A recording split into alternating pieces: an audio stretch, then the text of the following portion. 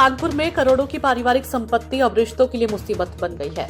संपत्ति विवाद ने इतना हिंसक रूप ले लिया कि परिवार के ही लोग एक दूसरे की जान के दुश्मन बन बैठे। छोटी बहू ने अपनी ही जेठानी की बहू पर जानलेवा हमले और संपत्ति कब्जाने जैसे गंभीर आरोप लगाए गए हैं। कानपुर के तिलक नगर इलाके से सामने आया ये मामला रिश्तों को शर्मसार करने वाला है, जहां करोड़ों की संपत्ति को लेकर परिवार में ही जंग छिड़ गई। पीड़िता संध्या गुप्ता का आरोप है कि परिवार की बहू अनुभूति गुप्ता ने साजिश के तहत उनके ससुर के करीब आकर घर में रहना शुरू किया और धीरे धीरे पूरी संपत्ति पर कब्जा करने की कोशिश की। इतना ही नहीं, पीड़िता का कहना है कि इस विवाद के चलते उन्हें अपना घर छोड़कर दिल्ली जाना पड़ा, लेकिन इसके बावजूद आरोपियों का हमला और धमकियां लगातार जारी है। आपने अपनी बहू के खिलाफ मुकदमा दर्ज कराया है, क्या है मामला ये 2008 में उनकी शादी हुई, 2012 में उनको दीदी ने घर से निकाल दिया क्योंकि उन्होंने देखा कि उनके मतलब जेठ जी के साथ कुछ गलत संबंध थे, तो उन्होंने उनको घर से निकाल दिया। तो ये दिल्ली गई, तो दिल्ली में भाई अपना बेटा है तो उनको शरण हम लोगों ने दे दी, तो उनको अपने उसमें भी बिजनेस में भी उनको इन्वॉल्व कर लिया, तो उन्होंने फिर उसमें भी हड़पना चालू कर दिया। तो उसके बाद 2021 में इधर आई, दीदी की तबीयत खराब थी, फिर उनको यहाँ आना आ गई, तो वो उनकी तबीयत ज़्यादा खराब थी, वो अपने सबूत खो बैठी दीदी, तो उसमें उन्होंने उनके सिग्नेचर करा लिए प्रॉपर्टी पर, और वो भी मतलब उनके साथ होगी प्रॉपर्टी।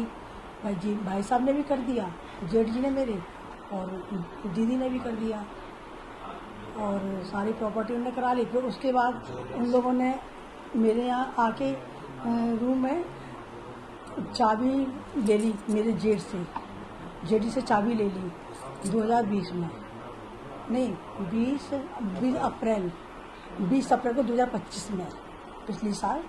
और उन्होंने मेरी सेफ खोल ली, सेफ से लाइसेंसी रिवाल्वर और प्रॉपर्टी के सारे कागजात, ज्वेलरी, कुछ कैश और चेक ये उन्होंने निकाल ली।